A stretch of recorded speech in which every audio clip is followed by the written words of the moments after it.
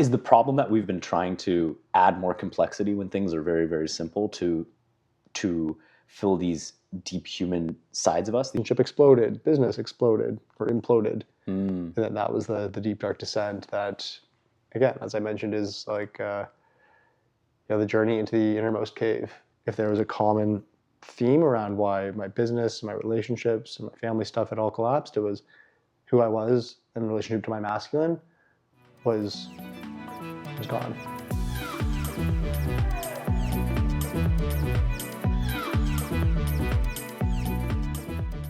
Well, welcome everybody to the program, Robert Meets World, where we explore, I guess, every manner of metaphysical to practical and everything in between. Welcome, Adam. Thank you for joining the program. Adam Lewis is, I guess you're a serial entrepreneur. You've done this a couple times. No, this feels like a very loaded, I wouldn't call myself a serial entrepreneur, but just a builder at heart. Yeah, builder at heart, heartful builder, yeah, I would say as go. well. You started a Japanese tea company, if I remember correctly, and then you started at Othership doing the head of partnerships, working with this like very new social sauna wellness experience, which has grown a lot. I hope that we can talk a little bit about that. Yeah. And then now you sort of have taken your own journey. You started Mancamp, both a community to develop masculinity and understand and reflect your own masculinity, as well as, I guess, serve some of that loneliness and try to not cure the epidemic of loneliness, but provide some kind of service and help and resources for that, but particularly geared towards men and getting men together and figuring out what is that question, what is masculinity and is it all these things that we think it is? And you've been doing that, and then you're now working on some new projects with an amazing wellness newsletter, The Stash, and some things in development. So can we start at the beginning? Where should we start? Should we start with where would you like to begin, Adam? Oh man, thanks for having me, first of all. Thanks for the generous introduction too. I guess first call out is the Japanese coffee company. And I'm like, I see this beautiful Japanese poster. So do you swap out your poster depending on each guest to make us feel more? You found it. You found me out. It's okay. I feel good. It's like, which one should I pick? Yeah, right. I've got my support ethnic avoid any appropriation, but make sure he feels comfortable and at home. Yeah. No, it is beautiful, and I think that's a cool place maybe just to tap into the symbolic synchronicity of where to start, because I could pile back into my career as an athlete and beyond, but we could be here all day. So I think starting at the Japanese iced coffee company would be a cool place to start, and that was my first real venture that I did for 3 or 4 years. I was working at a startup incubator in Halifax at the time, and was just a really big coffee nerd, doing all the grinding with the scales and the bird grinder and the meticulous methods, and just full-blown third wave coffee nerd. And it was just again, a problem of mine was I'd get up terrible in the mornings, rush to work, drink the shitty office coffee, and be damn, compromised on my affinity for good coffee. And that's what led to me discovering okay, well, if there's a solution, cold brew. And I tried the cold brews as something I could take with me on the go, and I found they all sucked. And then I started researching more about different ways of brewing, a ready to go, and that's where I stumbled upon this concept of Japanese iced coffee, which was a brewing method that incorporated a lot of those very meticulous brewing practices, where there's precise attention to brewing temperature, the size of the grounds, the weight of the grounds, and the ratio of the grounds to the water and the ice. And yeah, it was amazing. And I found and tinkered with this recipe that just produced the most amazing iced coffee, because you're actually brewing it hot, which is what releases the flavor, and then dripping it directly onto ice to seal it up. And that just produced this phenomenally more delicious coffee than a cold brew, and even the warm ones that I was enjoying. And once I tried that, there was this light bulb, oh man, I struck gold, and realized that nobody was doing this brewing style. Everybody was doing cold brew. So, being in that contagious environment of working at a startup incubator, and had worked for a genetic startup before that, that was really interesting, but always having that excitement for venture creation. It's okay, I think this is it. I'm going to create the best iced coffee in a can possible. And ended up doing that for took that recipe to a lab, created this, patent pending proprietary brew method of making the best tasting iced coffee, built a production facility, started, long journey to get to production, but then eventually was in the Whole Foods and Sobeys and Longos and Metros, and did that throughout until the pandemic, and then that threw just a whole tailspin into many things, pivoted to online and changed the product format. And I don't want to go too long on this journey, but it was eventually what led to my Dark Night of the Soul, which is, I think, always a good place to punctuate in any sharing, because I'd poured life savings, 3.5 years, my identity, everything into this venture, and then it blew up simultaneously as a relationship I was in also was blowing up catastrophically right around that Saturn return time,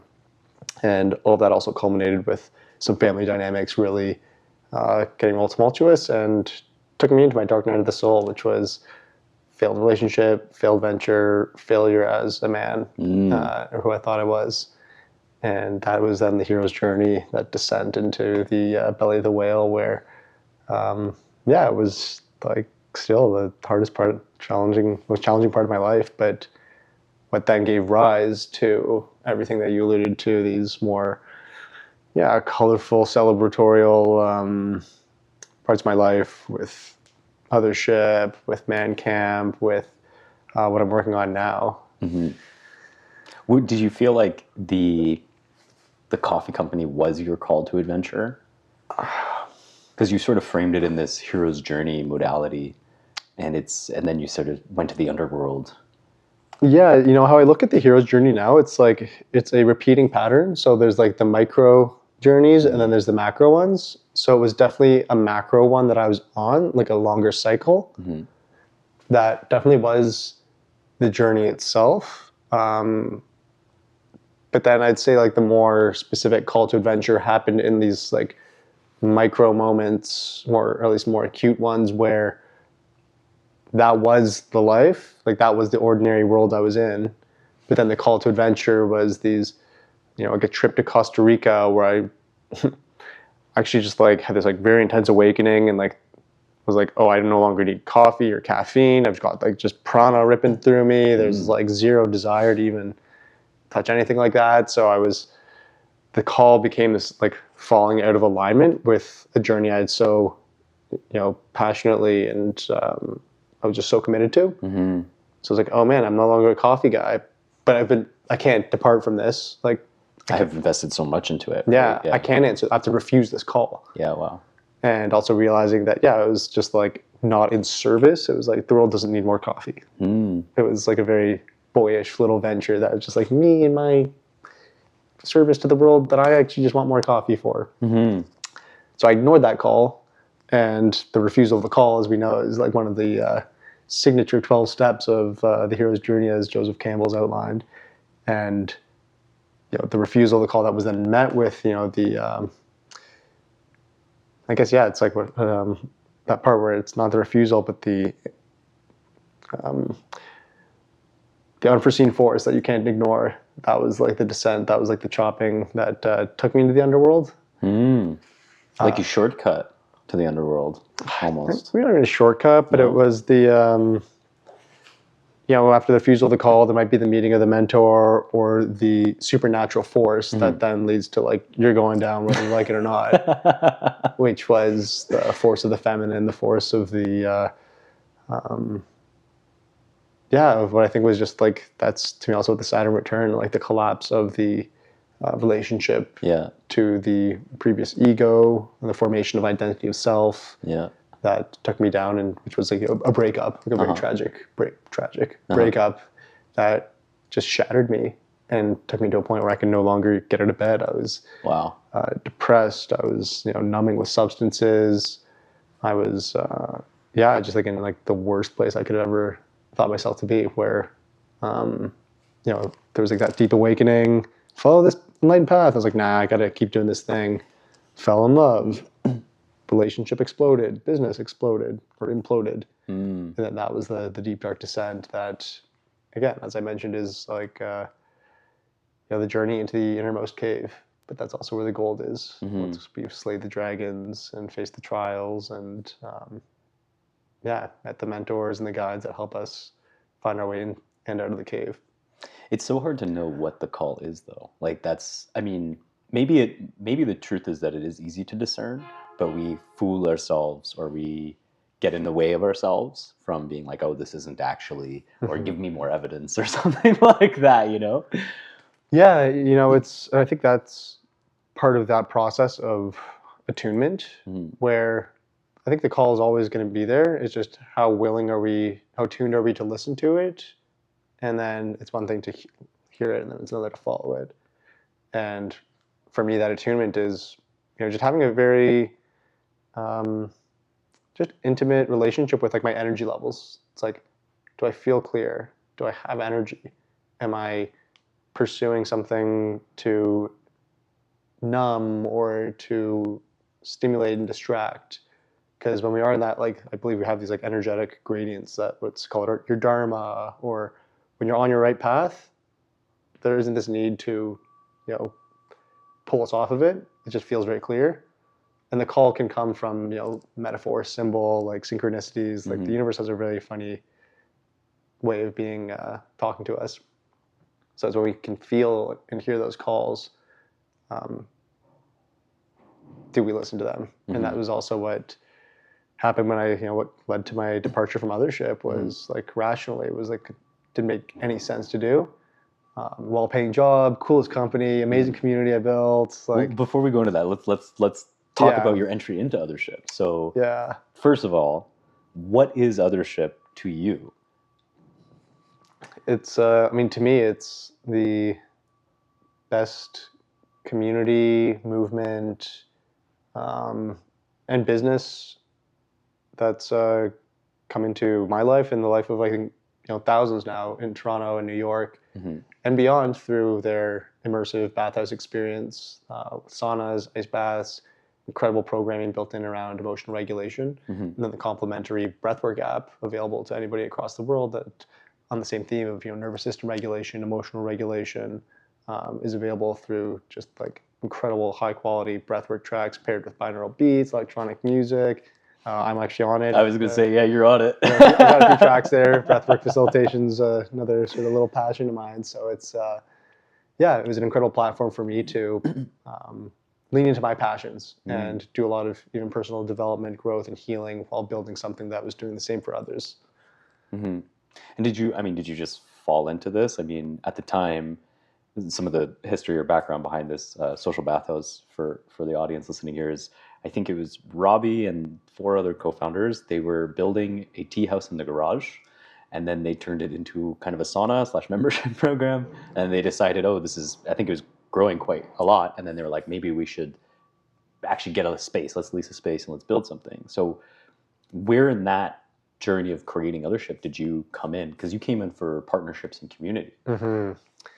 So my journey with the cold and breath started before I really joined Othership. I've been doing sauna and ice bath for over 10 years since I was like a professional sprinter. So jumping in cold water wasn't like an unfamiliar. Saunas for recovery was like always a big part of my life. But it was only like quite a while after that I got into breath work after hearing about Wim Hof and cold exposure. And like, I've always just been so obsessed with like excavating human potential. And what more are we capable of than what we're led to understand? And Wim Hof was like the perfect example of like that. So I got into the cold exposure and breathwork stuff pretty passionately while I was still doing my coffee business.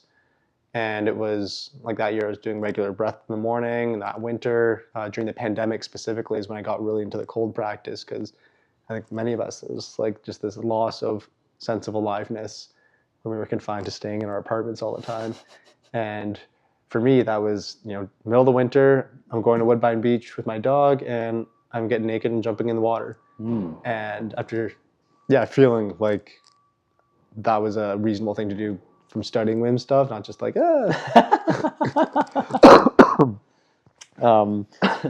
So that was the start of my cold exposure journey. That was a year prior to me joining Othership. And then I had the tools of the breath and the cold that carried me through that descent into the dark night of the soul, where as that happened, I was still practicing breath. I was still doing a lot of cold exposure in lakes and rivers and stuff throughout the winter. And when I was in my like deepest, darkest, like in the middle of it, it was kind of like end of summer, middle of fall, and I remember just like craving, like I cannot wait for the water to get cold again so I can get back into this practice that was so powerfully medicinal to everything and anything in my life, just craving it. And at the time too, I was, as the water was starting to get cold, I had this an ayahuasca journey that I went in with the intention of like praying, like please, like help me out of this pain I'm in, because it was like a few months now of just like straight up depression. Waking up every day, like I said, like just numbing, drinking, smoking, just turmoil. So praying for some healing going into this ayahuasca ceremony, and two main things came out of it. And I know like there can be controversy around like ayahuasca, like, depending on how you approach it. And for me, it was like the closest thing to a silver bullet I could ever have imagined, where in one night, the medicine showed me complete understanding of why everything happened the way it had to happen in order for me to step into this next journey. So I woke up the next day refreshed, renewed, full forgiveness, like profound transformation. And I know that's not the case for everybody, but for me it was, because what the medicine showed me was two main problems that led me to that conundrum. Was she said, Adam, there's a fracturing of your masculinity, or it's broken. I didn't even know what that meant at the time. But like, if there was a common theme around why my business, my relationships, and my family stuff had all collapsed, it was who I was in relationship to my masculine was gone. And so the second thing was, build brotherhood and heal that. So I didn't know what that meant. And then I went back out into the world and thought, okay, what does this mean? And this part that came through was, okay, like build a sauna. I was like, do something you love, like some self-love, which was like, for me, it just came through as I've always wanted a sauna. So build a sauna, and I built one on a trailer so I could tow it to the beach, to the lakes, and do like my own contrast therapy. And then eventually that led to me starting to do that with friends. I would just bring people down to like jump in the lake and do this cycling. And around this time, it was just like getting so deep into like the breath and the hot and the colds. I'd seen, I think it was Harry and Amanda from Othership post about like the inward bathhouse. And I was like, whoa, this is so cool. Like, what are you guys doing? And I reached out, I like said, hey, like I'm doing this thing, like let's chat.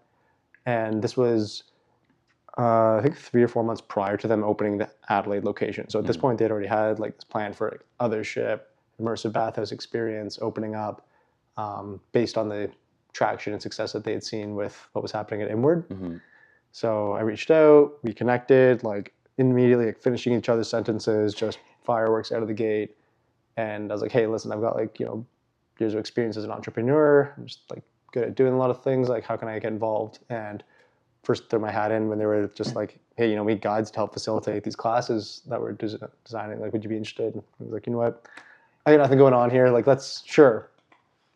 So I started as a guide, and then at the same time, got put in touch with Robbie, obviously, as things were coming along, and just said, like, gave that same explanation of like, listen, I'm like hungry. I'm like, here to provide value. I've got all these ideas, and how can I be involved? So as the business opened, I was there as like a part-time guide, part-time like, helping on like partnerships, growth, community building.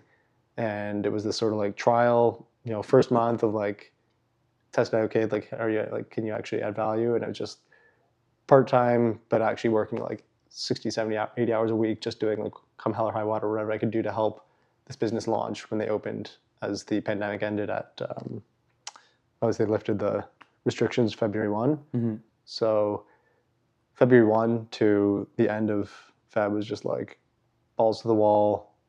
And then eventually it was like, okay, I can't, like half the time on the floor as a guide, half the time on my laptop, and then transitioned into just full time, like anything I could do to get anybody that I felt aligned with this community into that space.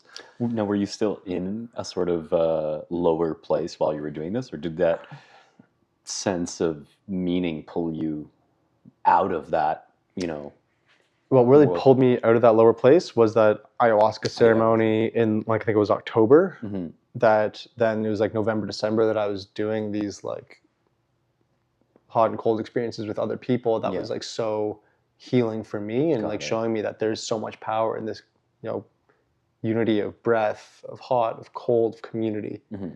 And it was like my little, you know, shoebox version of then what the opportunity with Othership was like, oh, and now I can do this on like A bigger a scale. really the proper scale. Yeah. And like the absolute gift that, came from Joseph Campbell teaching of like following my bliss. Mm-hmm. My bliss was like healing through hot and cold and breath. And then that's what led me to the incredible team, the incredible mission that was Othership. Mm-hmm. Mm-hmm.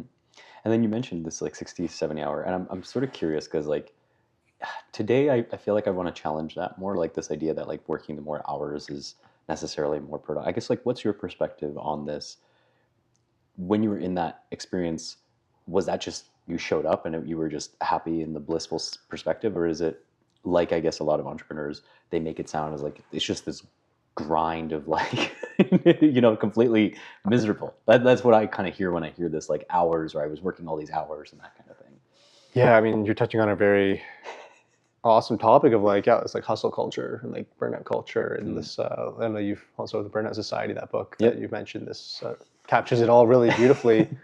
In my experience here, where it was like pretty multivariate in terms of like, one, I was like proving myself, like earning my seat at the table. There's these 5 like awesome co-founders building this amazing thing, and like I want to be a part of this mission. I want to contribute to it. So, hard work and producing results. And like there's like a level of meritocracy to the world that we live in, that it's like, of course, if I add tremendous value, that like I can be a part of this mission. Mm-hmm.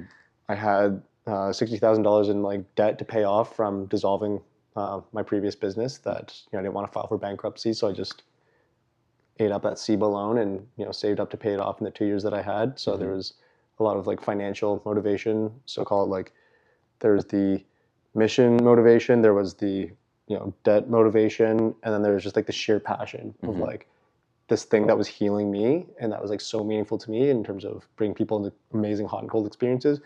I was able to share that. That was like the elixir I found that I'm bringing back to the village, and now I can share it through this amazing vehicle that was Othership. So it was intense work, but it was driven by like a lot of virtuous, personal missions. And then that was also the culture at the business where, Othership success is not due to like just any passive luck.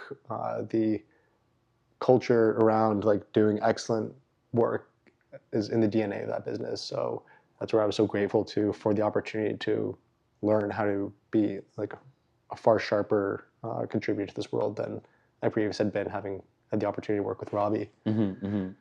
Yeah, I mean, there's so much in the way of excellence, so to speak, or at least, I mean, you correct me because I guess you have some of the more finer details, but like a lot of the things are custom made, like the incense, the towels and things, they're like custom ordered.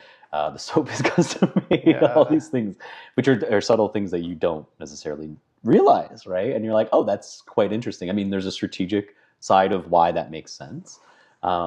But in your particular role, you were doing community building and partnerships, and that's been kind of a common thread, I suppose, through your full experience leading into Mancamp. So, what is, I suppose, community? Because you sort of mentioned this like dual skeptical kind of. I always define myself as like deeply open and then deeply skeptical of things, and community was this thing for a very long time, which I felt. It was this nebulous word. It was like, doesn't mean anything, right? It's is it your followers? Is it a church if you go to a church or something like this? And particularly, like I took the Enneagram. I worked with a coach to do Enneagram assessment, and in my particular set of the Enneagram, I fall in like the type 3 is what I typed as, but I've also typed as type 4. But basically, within that triangle of shame, they call it the shame triad. So that's fun, right? But the 3, the panacea to the 3's problems is this working towards the 6. They at the healthiest perspective of the 3, they embody the 6, which is the loyalist. And so it's community, finding community. And I only ever had one experience, I would say, in community, which was like I went to an Olympic weightlifting seminar where I never participated in sports or anything like that growing up, very individually driven. And I had this moment where I was like cheering on other people that I had never met before this seminar. And I was like, oh, is this community? Is that what it means? So what does community mean to you? And I suppose, how do you facilitate that or build that, or what is your vision around that? Cool. So first I want to underscore, you find yourself cheering for people that you didn't even know. So we don't need to go right into that, but just acknowledging that there was something perhaps in someone else that mirrored something within yourself. Mm-hmm. So that, I think, actually lands on a core part of what community is, where it's people with shared values, shared interests, or some high ideal that, regardless of the actual level of intimate connection, that we feel some degree of connection to because of those shared values. And as exemplified of I'm cheering for someone, I don't know who they are, but I know what they're getting after. Mm-hmm. So, you can feel some level of respect and admiration to celebrate their pursuits. And that, to me, is a really great example of the nebulous word of community. Because I agree, and I know we discussed this, where I don't even like saying it anymore. It feels like it's just been absolutely washed out in the world of business, where it's, these are my followers or my customers or my membership base, or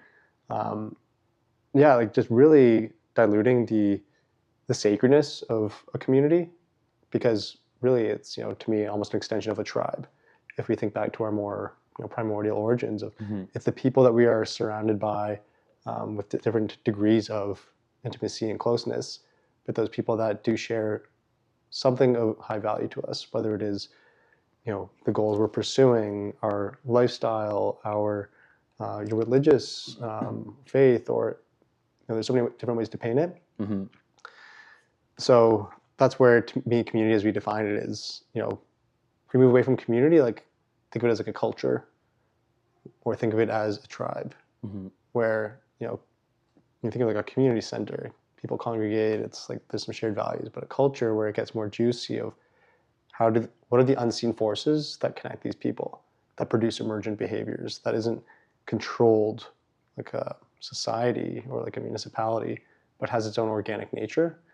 And that's, to me, is what's really exciting about cultivating culture instead of even building community, is sort of how I'm trying to look at the lens through, where there shouldn't be this level of this is my community, or this, it's it is such a beautiful organic thing that you can support it and cultivate it, but the best parts of it are the emergent properties that happen just from it being healthy.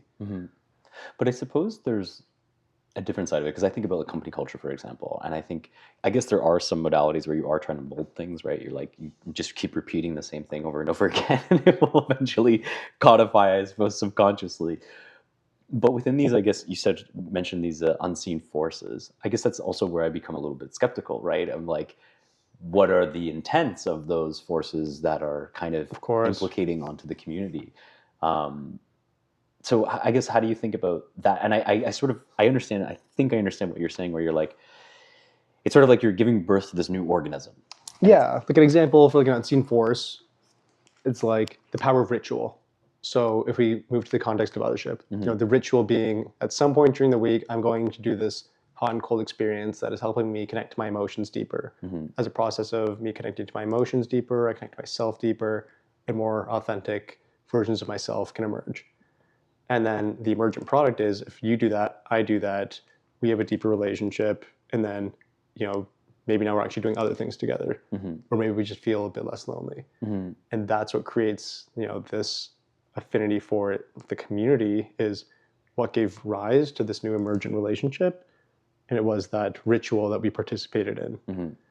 And that's where ritual, ceremony, when I say it's sacred, is the world is magic, especially if you go into the esoteric realms of occult forces that exist, and ritual being one of those very powerful ones that, if we know how to work with them, especially that's where the utmost importance of like you said, intentionality is so important, because it can be used for manipulation and control. And that's where intention is so important, where people should be aware and cautious of, where is this coming from, is the question I always ask. Is this coming from a place of supporting my sovereignty and my liberation of self, or the opposite, of controlling it? I find it so fascinating.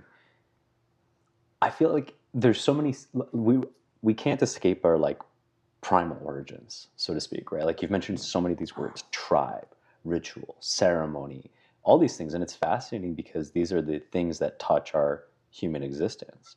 And yet, in today's world, like we're sort of provided a million different solutions to like what I suppose is the longing of the human condition, if we could call it that, right? Yeah. But it's funny to me how there's like this, like, and maybe this is on my own personal perspective, but like this inching towards minimalism, stripping away things, and that's often been the, I suppose, a lot of the secret of, like I think back to Tim Ferriss, for example. He had this like 17 list of questions he would ask himself, and one of the questions was like, what if I can only remove things to solve the problem, right? Instead of adding things, which usually has like, okay, well, I'm going to add, and then there's a monetary perspective, there's a market incentive, more ideas, more confusion, more books that you need to read, etc. But whereas a lot of these kind of, I don't even know what you could call this group of things, is sort of a reversal process. It's like, how can I remove all these things, right? Meditation is the removal of stimulus to sit. Breathwork is the removal of all stimulus to focus on like one thing, right? Or even hot and cold therapy, right? You're just sitting in the cold, just sit in the cold water. You don't do anything else. You're going to feel lots of things, but like just sit in the cold water. Right. So I suppose like, is the problem that we've been trying to add more complexity when things are very, very simple to fill these deep human sides of us, these longing sides of us?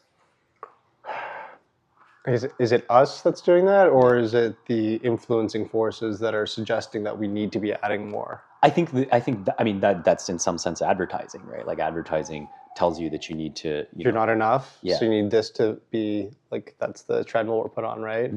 Where, to me, it's the thread that I really love that you were starting to pull on is like this relationship to our humanity, and that to me is like the big battle at hand right now with consumerism, with technology, with everything that's happening. Where deep down, like I think humanity is the most beautiful thing. It's the most precious thing we have is our sense of divine connection to self. And what all these things that you mentioned are, in a way, departing us from is that like divine essence, where as I am is not enough, therefore I need to buy this thing or do this thing or relate to this somehow differently in order to be there. And the irony is that we're never going to be there. Like that's the treadmill, that's the machine, that's the matrix that we're in, of always having to be on the treadmill to keep fulfilling the energy we provide to this greater system.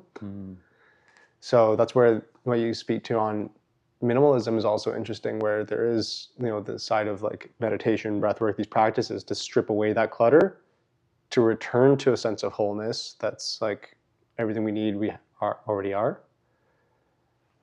And then, as you mentioned too, with minimalism, what I started to think about was like aesthetic minimalism, actually, which is this essence of like stripping away what provides aesthetic beauty. And I think it's like, if minimalism is the not the antithesis, but on the other side of the coin towards beauty, where I don't think the minimalist movement on an aesthetic level is actually healthy. I think when you look at like painting, architecture, all these things that, as we understand like how the outer world informs our inner world, the more we witness beauty, the more we acquaint with beauty within. And then on the other side, it's like, if we're just exposed to so much minimalism and brutalism and like architecture and art, then it's transforming our inner psyche as well. So I've pause there. Yeah. There's two incredible, wow, just like, we have to explore both these roads. The first road is what you said, where the more beauty that we witness, the more beauty we find within ourselves. Now, I feel like I want to challenge that a little bit, because in some way, doesn't that perpetuate comparison, right? Where it's like, I see this person who's more attractive than me, and therefore I am less than, and then I'm on this like envy cycle, jealousy cycle. So that's the interesting nature of the ego and the shadow, where I believe the ego exists as like, we need reference points to understand what our relative position is in the hierarchy that we are establishing for ourselves. So in the context I was articulating, that was more on, beauty in another person is a beautiful example, and I haven't fully thought through that yet, so we can unpack it together, but more in like when you see a beautiful landscape. And this can actually explain too with a person where this was an insight on like a mushroom trip too, so hopefully it makes more sense. But I saw the beauty, and then I realized that me observing the beauty was necessary to actually acknowledge the beauty that was there. So that the importance of someone to actually observe it is what gives life to that beauty, and that it's actually something that I'm not witnessing, but that I'm a part of by virtue of looking at it. Mm-hmm.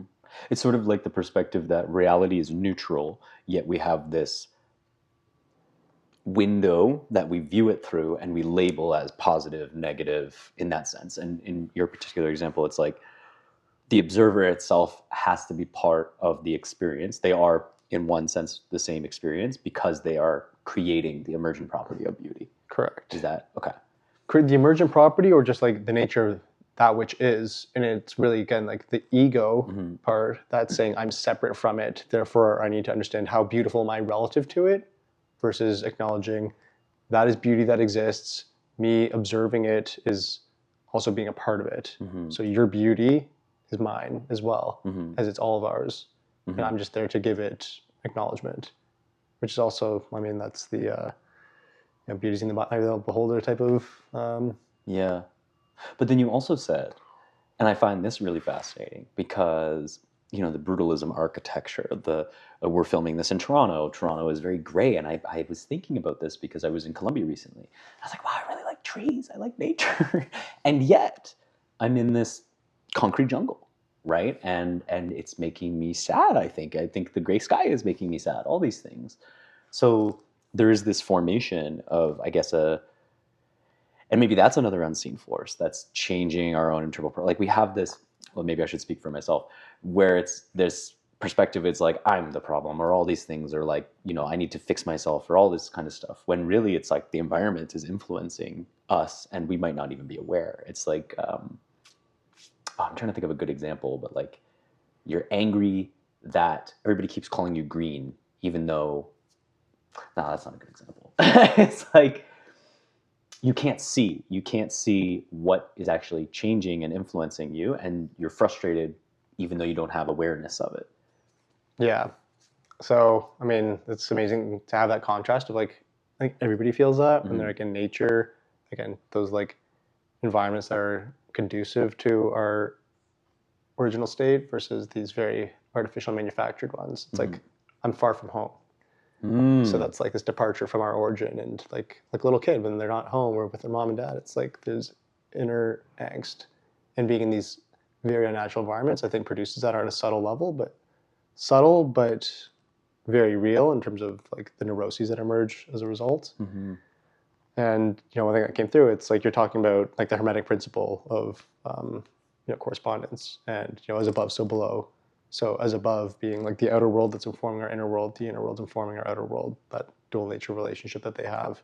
So being in these environments that are like so unnatural, so linear, so rigid, will beget that level of rigidity and grayness and structure in the mind, compartmentalization in the mind, versus in that organic environment that does beget a much more organic connection to self and how the thoughts want to naturally emerge. And even when you think about like, you know, religious like buildings, like religious buildings that have these big, high, expansive ceilings, and how that will influence, you know, the consciousness to be big, high, expansive, and flow upwardsly, versus like these very rigid. You know, like imagine living in a basement where it's just like very small, very short, very closed off, and the mind will be limited to the environment that it is ultimately trying to emerge in. Maybe that's why, I mean, I always go back to this idea of vacation, right? Vacation, the root of it, to my understanding, is to vacate, right? To leave, right? And in some sense, that the rejuvenation or regeneration one seeks from a vacation almost necessitates that they move to a different location to feel that re-expansiveness, because you do kind of get in this loop, right? And you're just doing the loop over and over again.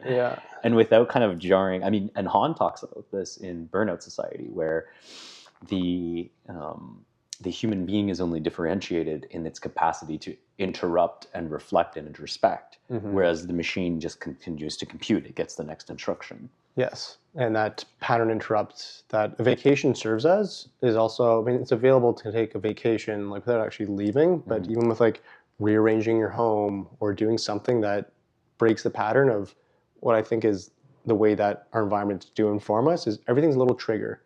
Like I see my coffee machine, I should make my coffee. On a deeper level, it's like our posters and the art that we have is, speaking to the symbolic nature of the psyche that is going to reinforce a certain identity or pattern of behavior. And people especially. So if you think of the example I love, which, we have Robert and we have him as, a grown man right here with Adam as he shows up in the world. But what's it like when Robert goes home and he's with mom and dad? And then the energy of the son and like being a boy can merge, and the triggers, the ways of being, the programs, the scripts that he shows up as in relation to being in the presence of his mom and dad as those outer forces that you're not consciously deciding to be like, oh, I'm going to be like the good son or whatever that looks like. But that just naturally happens because that's how we relate to mom and dad. The archetypal figures. Exactly. We take on a new archetype, right? We transition. Like maybe we were the hero in ourselves, like individually, but then we become the son. Exactly. Because we are almost responding to the archetypal energies around us. And even in professional settings, that sort of chameleon-like nature that different environments, people, places will inspire different archetypes, different personalities, personas to show up. And that's where that vacation is, you go away and you're free of the normal triggers that bring up old patterns or old archetypal natures. And without those reminders, what's free to emerge is, either completely free or thus then contingent on what that environment is then informing in us. The adventurer, the explorer, the free person. I have this like challenge where we're sort of mentioning these like revolving set of archetypes or revolving set of circumstances, and then we're sort of changing in reflection of that. And I suppose maybe it's because I came a little bit from like a Zen Buddhism background, right, where it's like the nature of meditation is to realize that you are not your thoughts, and then you're sort of nothing. You're like this blank canvas. Yet at the same time, and like there is on some levels in a lot of philosophies is like the destruction of the ego, destroy the ego. But the ego, I guess, also serves this dual purpose. It's this really, and maybe this is the conundrum of the human existence, right? Is like the dualist nature that we find ourselves in, where yes, there are terrible parts of like having an ego, but at the same time, if you didn't have a distinct set of opinions, then you wouldn't be able to articulate any kind of unique mutation on the world. But there's like a sadness in me to see that like, okay, what if we're just not really anything and we're just sort of taking on these subjective, I don't know if solipsism would be the right word, but like these just rotating sets of faces and places, and there's no real true individuality or true sense of identity. Yeah, I mean, we can start with, I think identifying the ego as not something bad, but to me, it's just like the sense of self. So like an overinflated ego is just the over-identification with like the narrative of who I think I am. Persona, I think, would be a better word because Jung the says, mask, right? Yeah, well, there's the persona and the shadow, and then the underneath, Jung would say it's the self with the capital S. Right, the capital S self, like that's the totality. That's the totality. And yes, then the persona is like the mask is like who's Adam in relation to Robert right now, and the ego is still this not who I'm trying to be, but just like who I believe I am to be. So there's not necessarily like there can be a shadow side to everything. So it's when we see that sense of self being, even if it's not intentionally malicious, but when someone just has an unhealthy development of it. But I also need that sense of self to say, here's Adam that wants to do good in the world.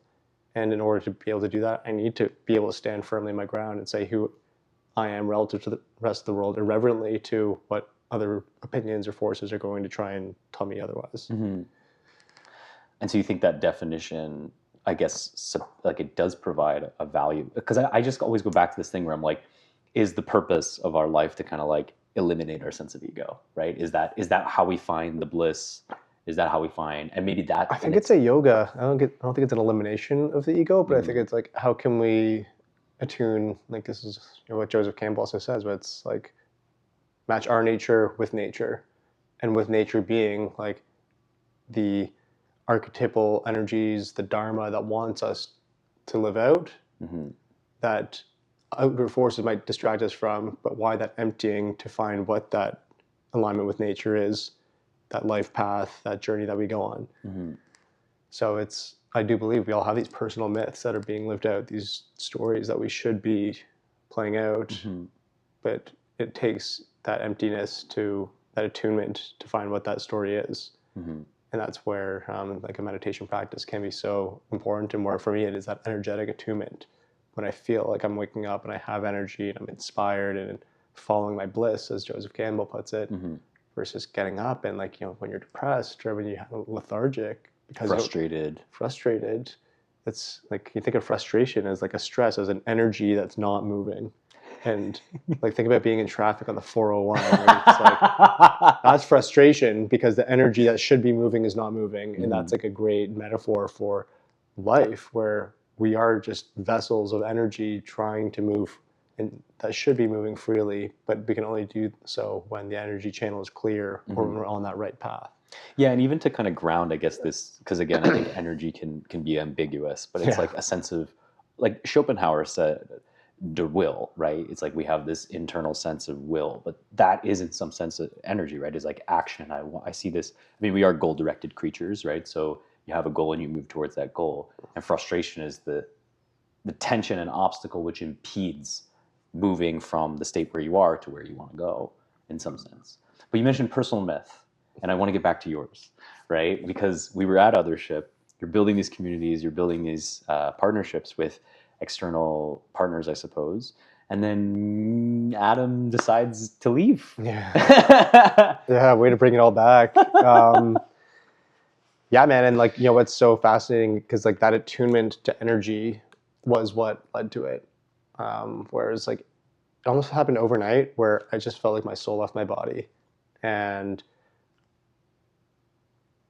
couldn't think, no energy, was like, felt like utter burnout, and did all these things that I thought I needed to do to like recultivate my energy. Like, I took some time off. I did my breath work, my cold. Like, it was just this like hardcore, like, Adam, you're burnt out. You got to do what you need to do to get your energy back, to keep, working as in inspired action on this mission. And it was in that stillness that I was like, oh, I know this energy, this loss of energy driving me forward. It was the same energy that I felt right before my first hero's journey. So that departure of energy, that was a call to answer. And sitting with it, it's like great paying job, great, purpose and alignment, amazing community, the coolest company. On paper, like a rational thing to do would be leaving this position. It's given me so much, that I've poured so much into. But the things that end up actually leading to me, toying with the idea of it's time to leave, to confirming it, was some cryptic symbology and some dreams that I had that I unpacked with my Jungian psychoanalyst, and then some profound synchronicities that told me it was time to depart, including one was, I was pretty much like, I think this is the decision. I walked to a cafe near my apartment at the time, and on the table was this magazine called Hammam, which I'd only seen once before, and it was provided as a gift to some members of the Othership team when they first opened. And it's this beautiful like bathhouse book. And I saw it, I was like, oh, I haven't seen that in a while. I go and look at it, and I see Hammam, the magazine of letting go. Wow. And it just was like, oh my gosh, like it's time to let go of this, and end this amazing chapter on a high note. And I didn't know what was next, but I just felt like my time on this path had closed, where me and Othership were riding perfect parallels of like alignment. And at one point my soul was just like, Adam, it's time to go on another adventure. And that's when I had to make that very, like, again, like logically irrational, but soul fulfilling mission of closing that chapter and not fully departing. Like, I'm still part of it. I'm still best friends with like the team. There's like so much enmeshment that will never go away. But from that position, was led by just a soul yearning for stepping back into the unknown and trusting in the universe to take me back to something fulfilling, something that was more aligned with that life's myth and purpose. And it's so I'll pour this here, but it's so interesting to me how you have these like Thank you. body level sensations that I think many times we're taught to ignore, right? We say, because again, going back to the goal directed nature, and we are, I mean, when this podcast goes out, the previous podcast probably might go out where we talked about intelligence. And a friend of mine said, we were trying to come up with the definition of intelligence. And then the definition he said from a variety of other folks was that intelligence is the way that it's coming up with multiple ways to move towards the goal that you have, right? And in many ways, it's funny because that whole notion is predicated on the aim, right? On the aim-bearing creature, even down to the neurophysiology of our brain and how dopamine release works, is that we have an aim, we have a goal. And yet, sometimes we can have that aim and then we get so enmeshed with it that we ignore these more, what would you say, intuitive, holistic signals? Yeah, signals is a great way to put it. And it's like, can that high aim be I'm thinking like horse blinders from attunement? Or can it be like a practice of actually getting better at having those signals, because things aren't fixed, right? Things are dynamic. So if you're like a sniper trying to, is that thing fixed? Or do we have to know how to adjust our aim to stay in line with a higher goal? Which if like, sorry if this is like too violent, but it's like if the goal is to like kill the assailant. Well, if it's like a mission or something. Yeah. Right? It's not just to like watch this watchtower. It's like we have to fulfill the mission, which would be the personal myth, I suppose. Exactly. So the aim almost follows the goal. If like the aim is, where we're setting our direction, but the goal is to arrive at a certain destination, we have to be ready to deviate off of what sounds like you're articulating is more of a linear path. So that would be my like where the attunement to the outer forces, like that's how we know where and how to change direction. Now, when it comes to, what would you say, receptivity towards these signals, because I feel like that in my own practice would be difficult, right? How do you trust these receptive signals? Do you think it's just a function of taking more of those risks and trusting in yourself more often, that you then come to a place where you're like, okay, I know that when I feel this way and when these particular signals or signs happen, like it's time? Or maybe there's no formula. Maybe it is just a moment by moment thing. I mean, that's, I think, a relationship to self, right? Like part of my relationship with technology, and like, I used to have like the Whoop band and the Oura ring and these like outer forces informing how I should be feeling. Whereas what I'm referring to is that like, how do I feel? Like, does my nervous system feel regulated? Am I happy? Am I energized? Because even if in moments of like challenge, that you can still be like I'm here to face this challenge and not like it's owning me. And that to me is like, those are the signals, those are the guideposts of like an intuitive relationship to what's going on within, not relying on some technology to tell me like, oh man, your HRV's down, you should probably take it easy. It's like, actually, no, I feel great, so I'm gonna get after it today. So that's the kind of like that paradox of where we're in right now, especially with like technological emergence of so much outsourcing of intelligence to something beyond us, outside of us, versus what I believe to be the greatest intelligence that we are as a human vessel, and all these other qualitative forces that we have. I mean, Dostoevsky has the Grand Inquisitor poem, which is like, I mean, it's a critique of free will, but it says, it provides the story of the return of Jesus, right, to modern day, to the bishop, and the bishop says, "Why are you here? Like, you did your job, right? Your job was to kind of create this structure where." I'm going to butcher this because I'm not a Dostoevsky, literature philologist or something, but You're good, man.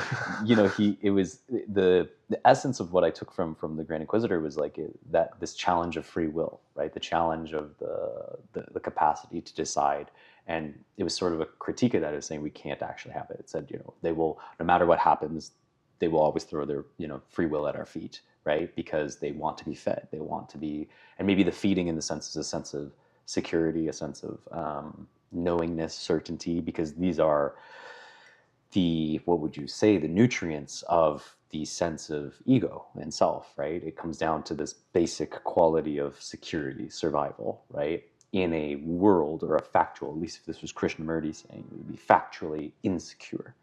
And it's very difficult to come to that. It's like almost like Alan Watts has this idea: you bite your own teeth, right? And it's like you can't you can't do it. So it's a paradox. But with what you're saying, this outsourcing, it's like this outsourcing of one's own authority. And I think there are, I suppose, some benefits. Like I think about medical technology, for example, and I think like if it's indicating your blood pressure, like that can be a signal that you can use to decide. But what you're, I suppose, pointing to is like this almost like constricting force of like, yeah, you do need the Aura ring because, you need to know what your heart rate is, or like this thing, in order to inform you, rather than kind of being able to deal with, I suppose, the more gray signals internally of being like, I can't logically come up with a word for how I feel at the moment, but this is how I'm feeling, or this is how I'm doing. Maybe I'm just sad today. Right. I mean, there's like certainly merit to technological aids that, on the medical front especially, and in many instances that's just adding tremendous value to our lives, and we can't escape those. And I think some of what you're talking to, it's like, it's almost free will as a, like, whether we choose to acknowledge that it's a thing or it isn't, but there's like, it's a spectrum where there are little things planted around us that can make us feel like we have that sense of agency, that we are in control. But are we actually, or were those decisions already made up for us? Kind of like, the Oracle in Neo, where it's like, please have a seat. No, I think I'll stand. Sits down, and I was going to do that anyways. Which is my favorite example of like, he made that decision, but it was already going to be made. And, it was time actually, like, I think the human experiences, we're just limited to time. Everything's already, past, present, and future have already happened. But we're just the ones that are providing some conscious experience to what's already unfolding. And that's like the nature of, I think we are as expressions of God. It's, the one becoming the many to be able to experience itself through the lens of all these different experiences. And that's like I suppose, is that the Hindu kind of, the mythology of the Hindu sect is like this, I think it's the Brahman, there's the Brahman, which is the ultimate Godhead, and then it separates into a million fragmented individualities, and it forgets that it is the one, the unified. And then at the end of time, I'm totally going to mess all this up, but like at the end of time, it all kind of comes together again. Yeah, I mean, you're probably sound like more well-versed in like the origins of where that comes from. It sounds like, that is part of it, where it's, I mean, depending on whatever belief system we want to subscribe to, where like there is like this source of unity, this oneness that we've fallen from, that we're all returning to. And that happens through like the collective of so many different individual experiences that makes life this precious thing to experience life, where the entire emotional roller coaster of bliss and beauty and pleasure to tragedy and sorrow, to me, that's the short, 100-odd years that we have on this planet. That's the purpose, is to go through all of life and all of its emotions and all of its experiences that we can, that we're meant to. And so I suppose with this grounding, this philosophy, this intuitive leap, you'd say, I'm leaving, I'm heading out, I'm done. But you had some, I suppose, ideas, because the original ceremony, ayahuasca ceremony that you participated in, said, okay, you fractured masculinity. And you went through this part of the hero's journey to come out on this side. And then was this where you started, I suppose, alchemy and the origins of Mancamp? Yeah, partially. I mean, in that journey of like, before joining Othership is also where I first stepped into men's work and just learning about that. So what is men's work?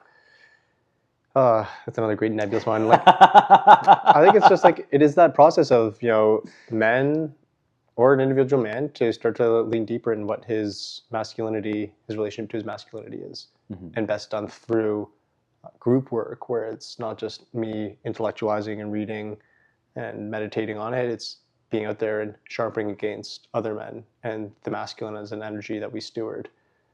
So it could be through, reading, learning, but best done in embodied work where we're in the presence of other men, connecting with ourselves and like these common themes that come through as archetypal creatures that we are, of how our emotions showing up, how's our sense of relationship to the feminine, and unpacking like what it means to be a man in the presence of others. So What's happening to men in today's age?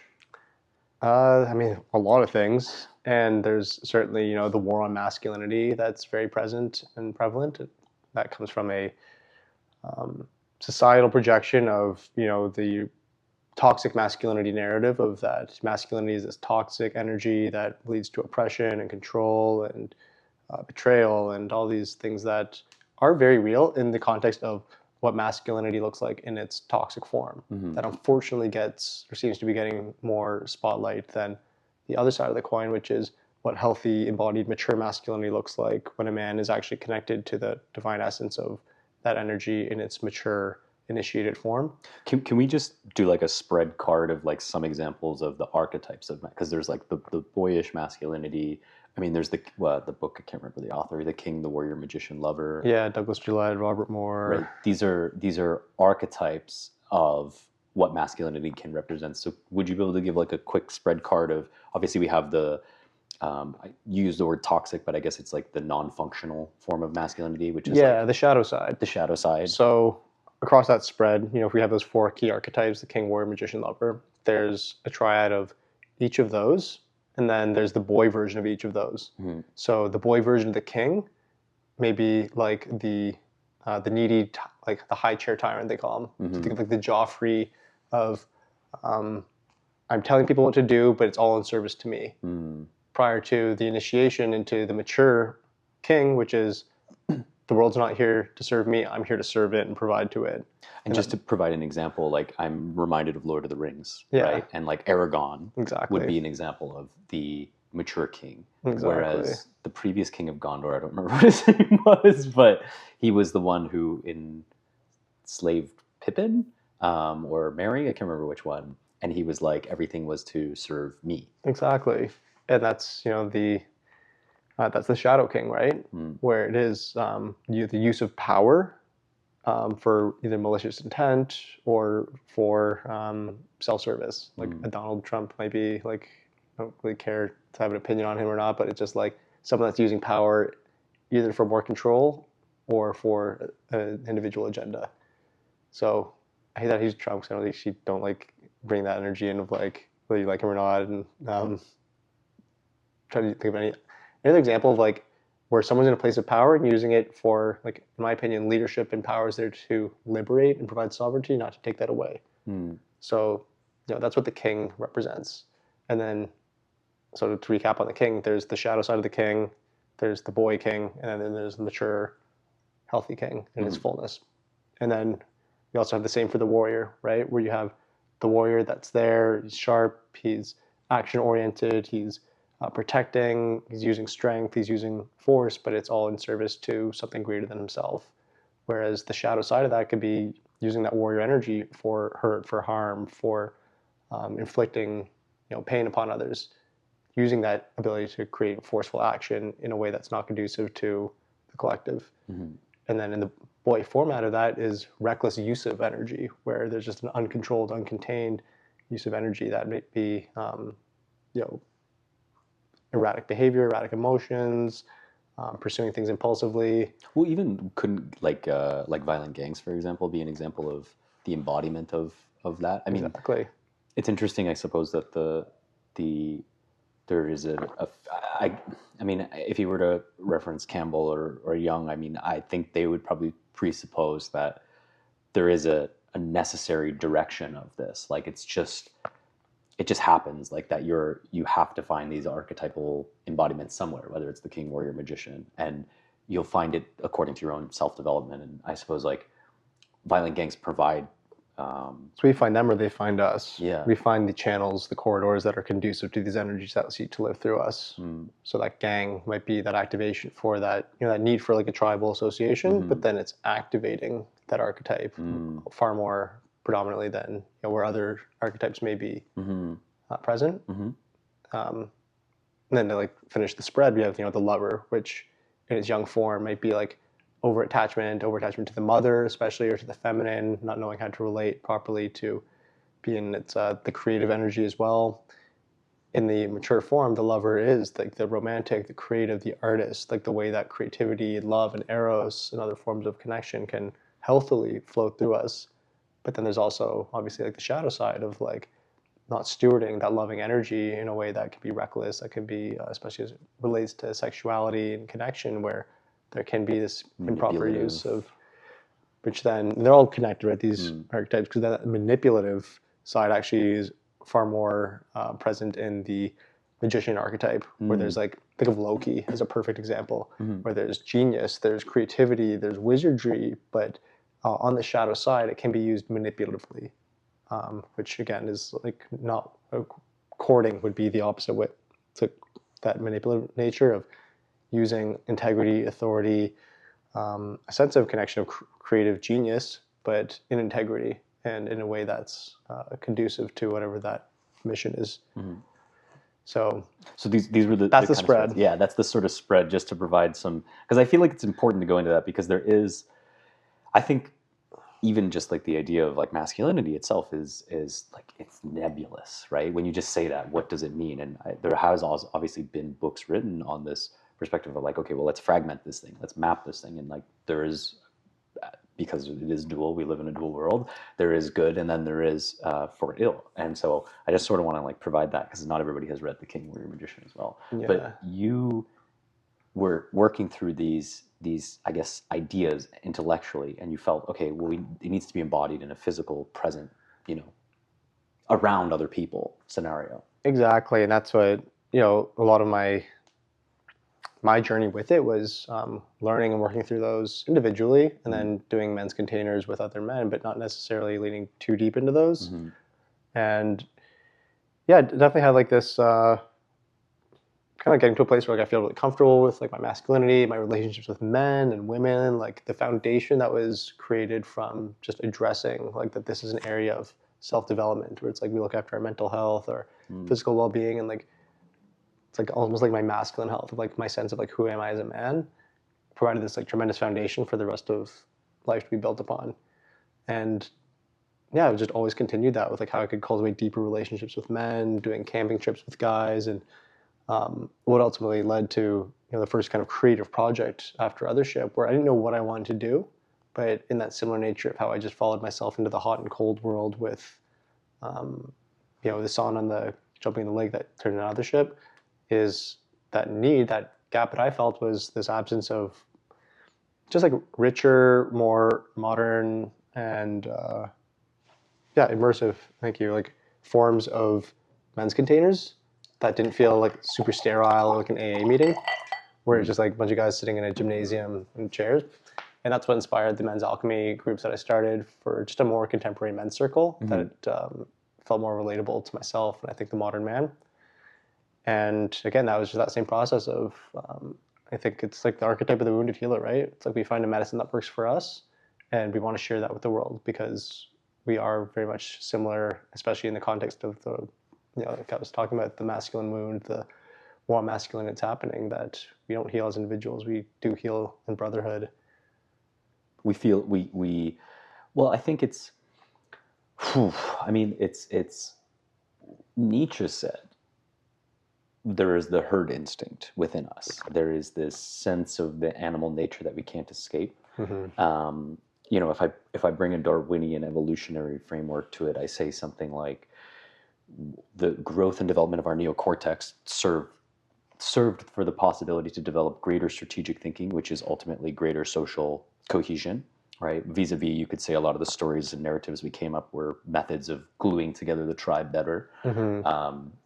Look at the concept of the nation state, for example. That is functionally what it is, right? Yeah. And then for tool development is the sort of other side of it as well. But within this is contained necessarily the relationship between other, right? And the tribe, the community, the other person, right? Krishnamurti has this thing, he says, society is the relationship between you and I, right? And that's all it is. It's not some weird, this is the problem, and it's the relationships of how you treat the person around you. And so in that sense, I mean, I can't remember who said this, but every relationship is a mirror, right? It shows to you, what The world is a mirror. the world is a mirror, right? Absolutely. So working in these group settings where you have men getting together and I guess discussing different problems. I mean, like I attended, I think it was relationships and intimacy, but you did an anger one. Was there another one? We want like trust and like trusting other men. Yeah, and then it evolved into like this thing becoming what was Mancamp, but all these themes around like it's like the world's a mirror and the lives of other men as being these like potent mirrors that I think what's so beautiful around this, your journey mirrors my journey or a part of me, and there's that ability, like that safety of like co-regulating trauma or one's nervous system in the presence of other men working through something together rather than bearing it on one's shoulders entirely. It's up to me to figure out all on my own, intellectualize it or fix it, where it's what if we're all able to shoulder this same broader contextual challenge. Where do you think that comes from, this? Is it the myth of the self-made man? Is it the myth of the, I don't even know, like this ability to kind of just like take it all and just deal with it and intellectualize it? Because I think there was a book you mentioned is like Men Don't Cry or Boys Don't Cry or something like that. Yeah. It's Cry Like a Man. Cry Like a Man, that's what it was, yeah. And there's Jason Wilson is like the author of those. And yeah, I think there's probably some more accurate definition of where things did come from, but it's like, think of like the nuclear family, this like world of isolation that we are to be, like as a man, stand alone, figure it out for yourself. That was born out of, I would say like improper instruction. And like, I don't know how much is this like really a North American thing versus other cultures where again, that tribal nature is more present. You think about blue zones, whereas not just men, but society, it's like we're in this together. And you think about their quality of life, the longevity. But if I was to lean more into like the conspiratorial side of where I think things come from is men divided or men weakened, and men weakened are families and societies weakened. And when left to those devices are more controllable and easy to manipulate to serve a different purpose than what God may have intended. Well, I suppose, sometimes when it comes to these kind of like grand dramatic, representations of what's going on, I feel like there's often there's a saliency to that because it feels like, oh, somebody's master planning all this stuff. But actually, a lot of times it can just be emergent effects, right? Like things, like there's just emergent properties of the system, right? The more that I depend on like ChatGPT for like my answers to things, maybe the less I go to the library, the less I reach out to things. So there's emergent properties to that. There may not necessarily be like a malicious Sauron or something to kind of bring like a Lord of the Rings thing. I don't know. I watched Lord of the Rings a couple weeks ago, so that's been on my mind. It's great context. I love it.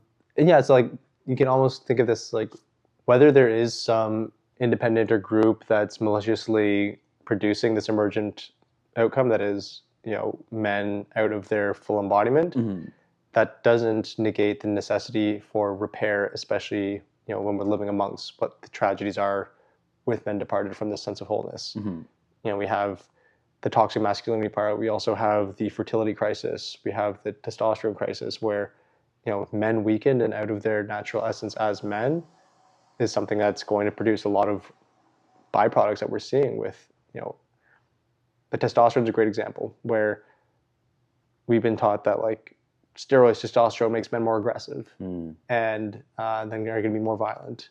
And that's actually not the case, where a man with proper hormonal production, especially in testosterone, gives him a sense of greater safety within because the outer world is thus less threatening to me. If the world is less threatening to me, I need to be in less of a fight or flight, and I can be safe if I'm providing to the world because it's an ally rather than the outer world's a threat, and I need to be in my amygdala, in my fight or flight defensive mode. So that's where even why health, like looking after ourselves, is so important. But even with the steroid, I'm not sure. I mean, that's fascinating. I imagine that there's a whole body of literature or work that describes a little bit of this kind of world. But you pointed out this method or this point around steroids, right? But like steroids necessarily put you it's an exogenic injection putting you above the natural stasis of what your testosterone would otherwise be, for example, right? Exactly. So it's like it's like a dog with rabies, right? It becomes more aggressive because it's been infected with is rabies a virus? I think I'm not sure. I'm not sure. I wish I knew. But it's been thrown off of its natural sense of homeostasis, right? So, but I suppose what then happens is symbolically we say, oh, well, this was the problem. We tuned this gear up too much. We put too much gas in the tank or something like that. So we have to decrease it instead of viewing it as like, I mean, nature is great for this. It teaches us all about balance and exactly, yeah. But you were working with these men's circles. You were creating these containers which allowed men to connect, more, I would say in a way that I had not experienced before, where it was just like, there was a comfortable, like an emotional side of it where, like you said, I would say a lot in North America, it's very like, you're on your own, every other person is you're on your own, right? Mm-hmm. So, whereas in this case, it was more of an emotional exchange, which I thought was fascinating. But then this led to Mancamp. So can you tell us a little bit about Mancamp? What the heck was it? It happened last year that you did, and it's something you're going to continue to build? Absolutely. Yeah, I mean, it was, with the groups that just showed me how much power and how much necessity there was for these types of containers. Can you give me some examples of some of the I guess stories or transformations or something that came from a lot of these like greetings? I'm sure that you've got some personal anecdotes of things people got out of them. Yeah, I mean, probably the most important ones are guys like recognizing, like creating new friendships or new brotherhoods, where it's like I meet a guy at this event and now I'm actually like talking to him more and sharing more and just breaking through that layer of plaque that's like I can't actually share who I am with another man, and creating an environment where it's happened, it's celebrated, and then there's lasting opportunity for them to share in that. That to me is probably some of the most important part of just breaking through that calcification of like all that's happening in here just stays within me to now I have another man I can talk to about it. And that can even like come down to even something simple as like, I mean, I think for men, it's like they'll bond over like relational things. It's like even just being encouraged. Like I had a guy encourage me. He was like, "Why don't you just go ask that girl out?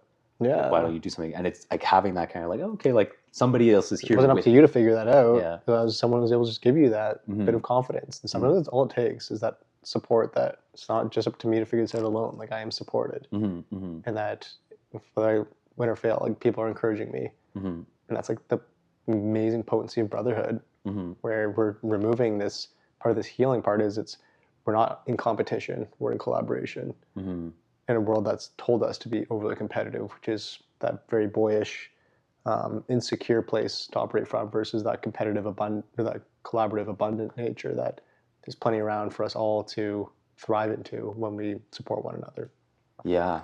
So, okay. So I just wanted to level set to try and, I guess, give some examples of what might have inspired you to say, okay, well, now let's turn this into an event, an experience of sorts, which was Mancamp. Yeah. I mean, then, one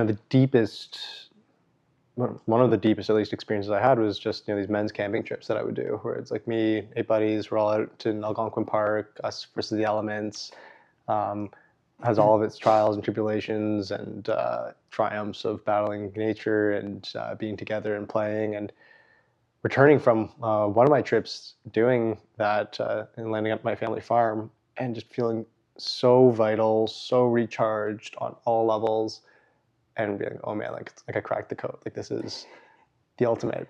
And like being in nature with other guys, and then standing there with my friend who I was with, and he's like, yeah, man, like it was amazing. I was like, oh, like it'd be so cool to do this with like 150 guys, like just a bunch of men in nature group. Festival, and he's like, yeah, man, like Mancamp. And then just as he said that, just this like download of like epic men's festival on our property came through. And I went online, bought the domain mancamp.ca, kind of lived as this like kind of not a fantasy, but just like something. A vision. It's a vision. Yeah. And then I would talk to people about that vision and share it as I'm just actively discussing. And then I share it with my one friend, Dougie, who had then.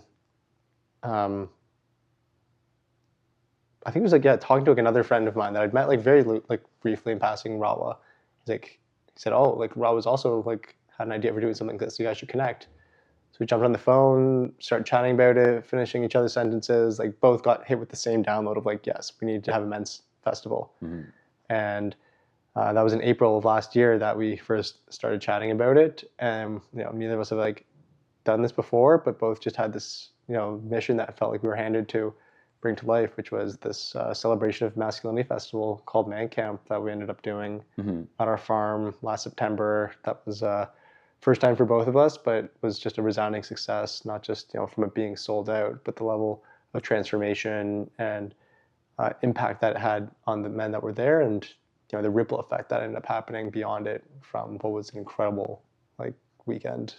And it involved things like, you did breath work. There was like a drum circle I saw. There's drum circles, there's breath work, incredible keynotes, hand-to-hand combat, conscious confrontation training, song, group, like group song and art, and, eating farm-to-table food, and just all these things that should not be so rare for a man to experience, but for some reason are. And one thing I love about what we had at the core of Mancamp is it's a celebration of masculinity.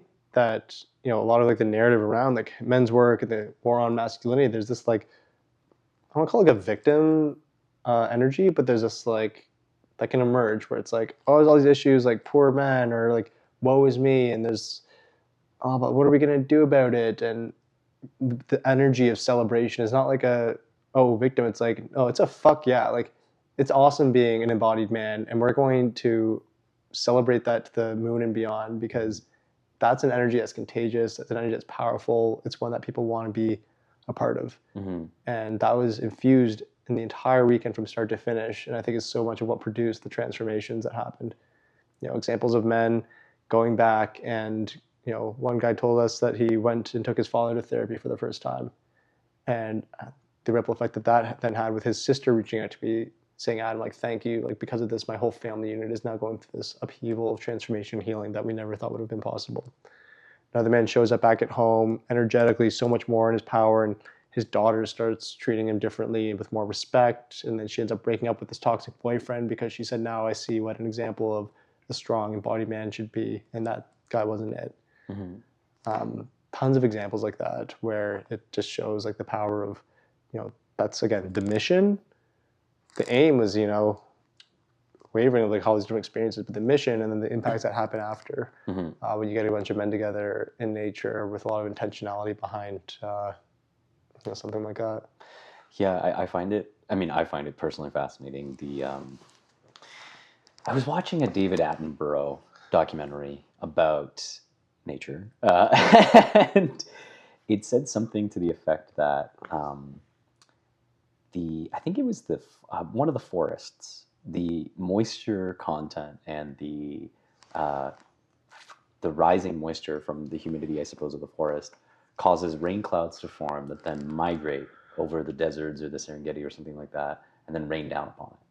And I found it so fascinating because this collective interaction of hypothetically selfish actors, right, animals just doing their thing, surviving, right, create this emergent phenomenon that nourishes something across, and so this is like a metaphor, right, of what our actions every day can be, because again, to use this kind of metaphor of like stimulus response or stimulus ripple, you never know when smiling at somebody or holding a door open for somebody or doing something can have this like lasting ripple effect in somebody's life that you would have never considered, right? Yeah. And it doesn't necessarily have to, with what you did it impactfully, it's a great example, but I kind of just also want to say it's like even our everyday actions have the capacity to create those things, I suppose, if they come from an intuitive place or a correct place. Like, I don't know how to describe that place. A place of wholeness. Wholeness is how I'd put it.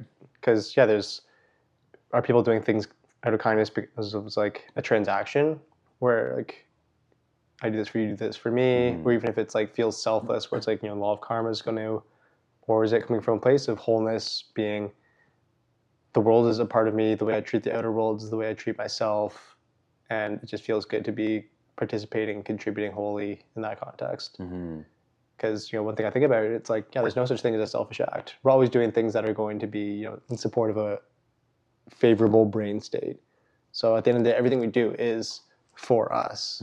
But then to your point, it's like the intentionality, the context is like, can this actually serve something greater than just ourselves? So you did Mancamp. You had a great first season, I suppose. You created these, relationships with other men, and then there was a transparent rippling effects, and then you put a pause. You said we're going to do another one, or you started ideating about something else. Yeah, I mean, it wasn't a pause. There was definitely like after that event, there was like inbox blowing up, follow-ups. Like it was like this huge wave that started. One guy even got a tattoo of our logo on his arm. It was so Wow. transformative. So like we made a huge impact out of like a very grassroots first year. And it's like, of course, we'll do this again next year. But there was a lot of energy that needed to settle before saying like, this is what we're doing next. Because like there was almost like a sobering up that had to happen. Is a lot of stimulus. A lot of stimulus and a lot of like ambition and ideas and people wanting to like take that energy and momentum and turn it into something else. And for me, it's like I needed to wait for some stillness to come on the other side of it before deciding what I wanted to do. How difficult is it to steward that, huh? Like that's, because ambition and momentum are such a powerful thing, and you almost can get intoxicated, like you said, and the ability to, I imagine like somebody who runs a business or like a company, for example, and like things are going well, and like the immediate thing, the first thing you say is like, let's launch this product, let's launch this thing, let's launch this, and then you're like so spread, but your goal is to kind of like mold this force. So I didn't mean to interrupt you, but I just thought that was interesting. Yeah, and I think that's part of that again, like that intuitive intelligence that runs through me, where there's all these opportunities and ideas and things that were presenting themselves, but none of them were like, I need to do this. Like I wasn't answering those calls. Part of it, it was intuitive, and there was also some of it just like I was tired as well. Like it took a lot out of me, and I knew to make decisions and to operate from a place of fatigue isn't healthy either. My partners in Mancamp is Rawa and his team at Bold Centered, who are doing a lot of this like ongoing work, which we're follow-on integration experiences and these initiation containers and places for men that wanted to go deeper could go into. So there's an element of the torch being passed and can be carried on there, and then for all the invitations to myself to collaborate, to go deeper on journeys is also where I had to come back to what my original intention was, which was I want to do an amazing men's festival on these lands, and while there's opportunity to do a million other things, that was my intention, and I want to stay true to that. Because for me, men's work and what the festival was and what my whole relationship to it, it's a part of my life. It's a huge part of my life, but it's not all of it. So to try and force career and fulfillment and everything out of this part of my life just didn't feel like it was an integrity, and that I didn't want to turn this into something that there might even be like some level of over amounts of transaction or departure from that original just really whole purpose. So that's what the spaciousness gave me to decide. It's like, thank you for all of these opportunities that this momentum and the explosion of energy is asking for, but I'm going to reconcentrate that into just doing it again better the following year to not get greedy. It's like, was this not enough? Yeah. So that's why we're just doubling down on like maybe a few more men. The containers didn't be that much bigger, but just deepening it. How can we make this even more richer of an experience for men this coming year? So then with this, I suppose, this time you were taking some steps back, allowing that integration, allowing that realignment with the flow of your own, I suppose, intuitive leadership. Like you started wondering what was next. Yeah, it was that wondering has been part of me since I left Othership, where like a men's festival was like the biggest misogi that kind of came out of the spaciousness that I created from leaving a full-time job. But between that, I'd also left Othership, took a bit of a sabbatical, did some medicine, did some playing in festivals, and started getting back into the workforce again just because I needed to, and found myself doing consulting work and contract work for other companies in the health and wellness space that I'm just so passionate about. To me, it's like health, well-being, it's everything. And had the opportunity of doing similar stuff like community building and growth and partnerships for other brands in the space, whether they were brick and mortar studios or other movements like floor play, helping friends at Soul Expansion and other facilitators and experience hosts that are bringing life to this city. Mm-hmm. Like, what is this city without these amazing offerings and businesses that are giving consumers like you and I opportunities to deepen into our lives with? Mm-hmm. So, and one thing I also want to like outline is that you mentioned a few names here, like Soul Expansion, Floor Play. So Soul Expansion is like a sort of a breathwork concert, is what I've been told. Yeah, exactly. And Floor Play is this kind of alcohol-free, Party. really, really wonderful party, Yeah. like wonderful party series, and it's led to this, another side of me. I do like DJing and I teach DJing and that kind of thing, and I've been wondering for a while, like as I've gotten older, I don't like to drink alcohol anymore, and I don't love being out till 3 a.m. And there's been kind of a vacuum for things that I feel people who do feel vital, they want to dance, they want to do these things. They haven't seen as much of that out, really. There's only, okay, go to a club, go to a bar, or something like that. And there's this kind of social, maybe social wellness is the right vertical. I don't know if that's the right term for it, but this kind of area, which is in demand to some extent, right? Like people are asking, maybe they're asking deeper questions, like you said, of like, okay, where am I? Who am I? What do I actually want to be doing? And then they're looking for things that align to that. And it's maybe not about using some sort of substance to have fun, but finding containers or places to have fun that don't involve that. And this is kind of an emergent thing. So for anybody who's listening and like, is entrepreneurial and thinking about this, like there is like a growth in these things. It's really fascinating to see. Absolutely. And like the key words that you identified there were social wellness, which even the word wellness, I'm like, it's got this like weird sting to it now. But to your point, it's social well-being. Sure. Well-being in a social context. Sure. But if we take, it's like I've loved talking to people about it. It's like, what does health and wellness mean to them? And it's, people are recognizing it's mind, it's body, it's spirit. It's like this more holistic thing. It's not just eating organic or getting my veggies in and going to the gym, but like that sense of vitality and aliveness that helps us be more able at participating in life through these experiences like you mentioned. So what I've arrived at and being, kind of like a part of all of these different, kind of like the nucleus of all these different like businesses and experiences, but that was that there's nothing actually connecting any of them, and that there's so much happenstance of like how someone lands at one experience to the next, who they end up meeting along the way, and finding out what's next. And I don't think it's a bad thing like that. There's this happenstance and this fragmentation exists because it's the property of there being so many different offerings. But now it's time to provide some mapping across all these happenings, across the people involved in them, so that it doesn't just become some random act where someone makes new friends or they find the experiences that nourish their soul, or that they meet their partners, or that they just really satiate that level of social wellness that is such a huge part of our overall well-being.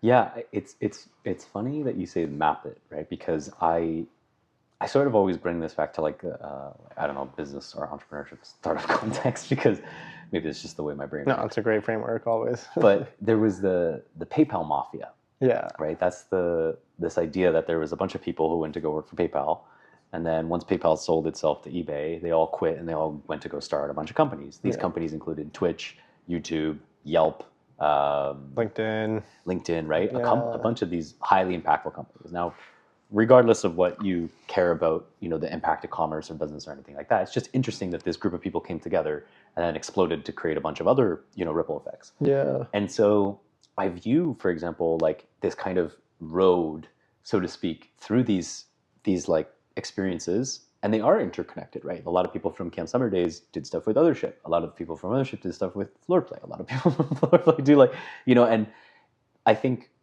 where your lens is, where you're saying like, you try to take somebody into that world and you say like, hey, look, there's all these things that you can do for somebody who maybe is scrolling through like Eventbrite or something. And they're like, like I can't find my people. I can't find the people who I like to spend time with, and or events that I like to do.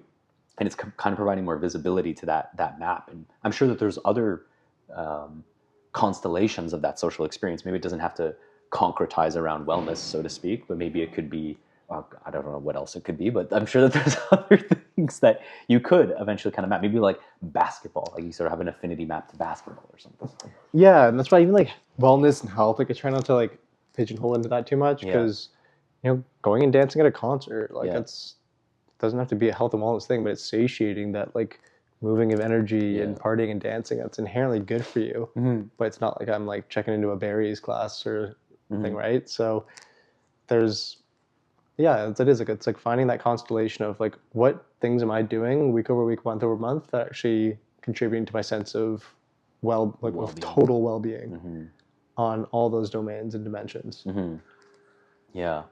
Yeah, I mean, I find it is intriguing just to see how the terrain is changing. And I think the pandemic really caused a lot of this interest. I remember watching this video and somebody was like, there's going to be these big ripple effects from the pandemic because everybody's internalizing and asking themselves some very inward, authentic questions. And I think we're still seeing some of those ripples. Absolutely. And like, I think so much of, what's inspired me out of this is, like I said, Mancamp was like this awesome way I can serve and satisfy the need and inner relationship to like the masculine through this initiative. And then, what I'm working on now is this network that's supporting my service to all of my own journey of loneliness and self-discovery, and then finding my tribe and all the different things I indulge in that seem to give me what feels like a very vitalized, healthy life. Is there was so much experimentation and happenstance and coincidence that led to it. But what if there was a scenario where that didn't have to be this, it was just so up to chance and random. That finding that alignment in a city that is very, like, can be challenging to be in, to reflect something that feels more like a blue zone, where you're like doing healthy things with other people, you feel connected, you feel supported, living like a less isolated life overall.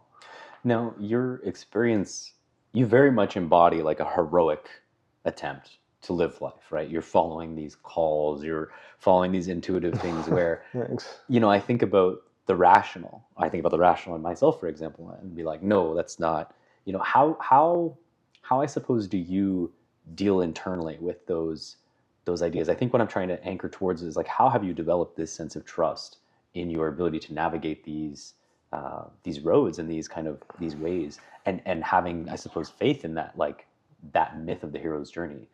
I mean, so much of it came from that initial, big dark night of the soul hero's journey that I did experience, where there were forces and themes I picked up on where I was okay. I can understand, like I can pinpoint different moments of each step where it's like, oh, I'm following a pattern that's like the map laid out before me is already happening.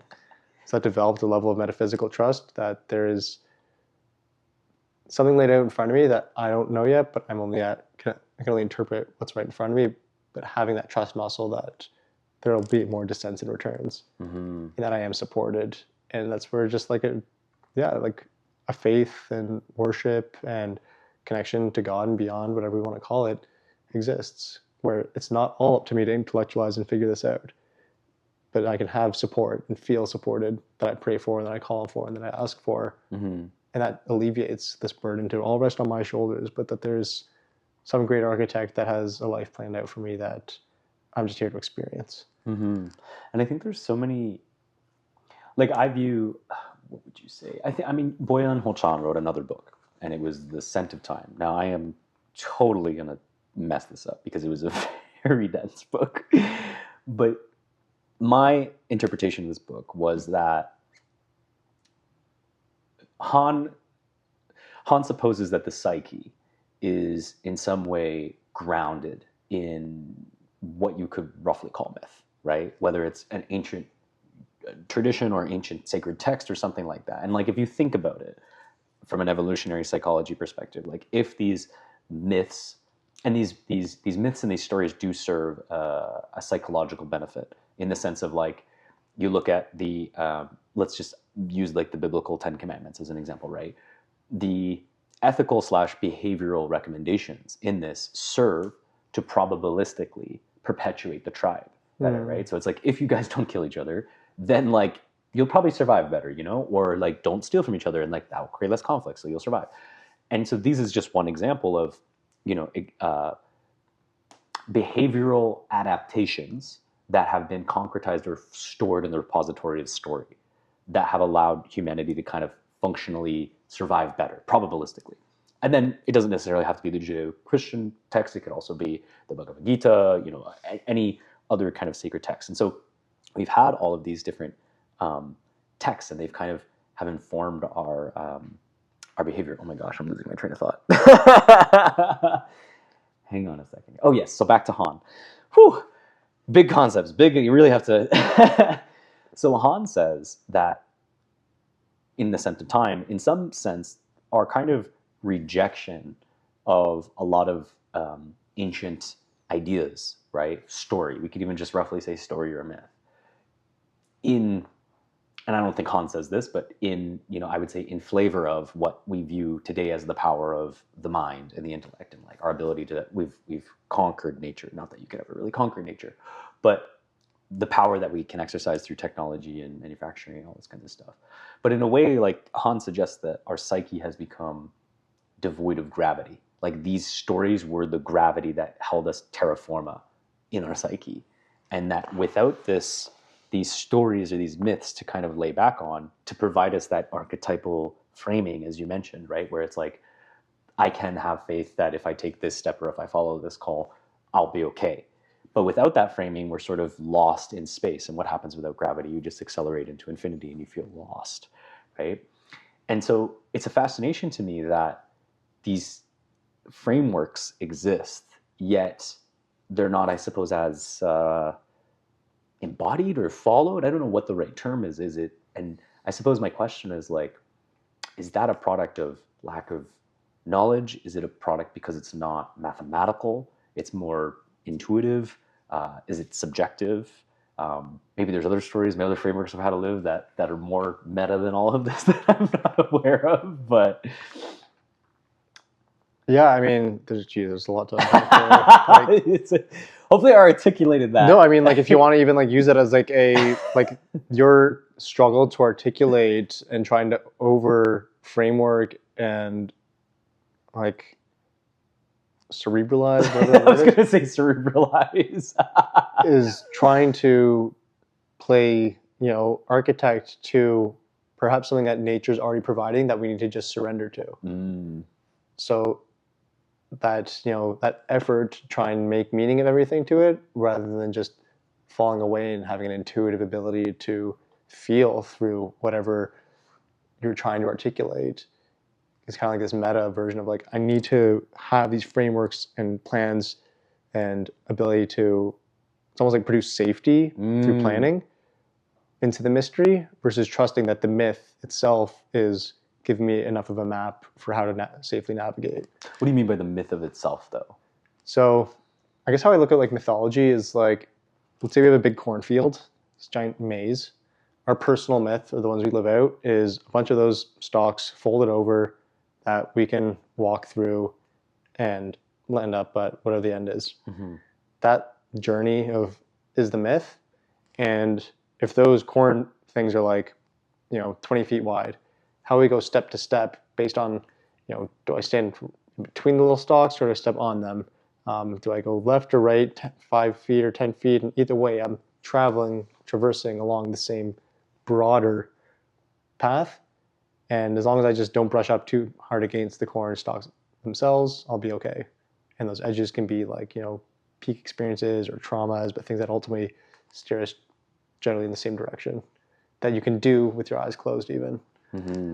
So again, feeling your way through it versus like trying to be overly, and even like slowing oneself down or finding frustration through not having complete predictability of what way to walk it rather than just walking it is. And maybe that comes back to the problem of the intellect, right? Or the curse of knowledge. The curse of knowledge. Yeah, like when it's like so much like in the head, out of the body, right? Where we are these like intuitive, these feeling creatures, and we spend so much time in our screens, like processing so much that we're losing. Like it's almost like a feeling of atrophying of those intuitive senses, those feeling senses that we are evolved to really be exercising a lot more, I believe. Yeah, and it's something that I wanted to talk about because it did come up in a previous episode where a couple of the emergent ideas I had last year, experiencing a lot of these more, I guess, body-centric practices, whether it was yoga, whether it was breathing, whether it was ecstatic dance, hot and cold therapy, was this reconnection to, again, these more primitive, primal affects of our body, even coming down to just sighing, right? Like I remember the physiological sigh.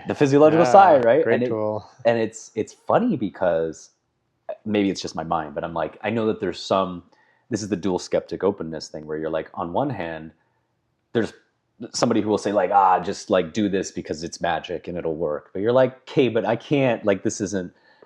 But on another hand, there is a lot of evidence and stuff coming from, I don't know where it would come from, but demonstrating,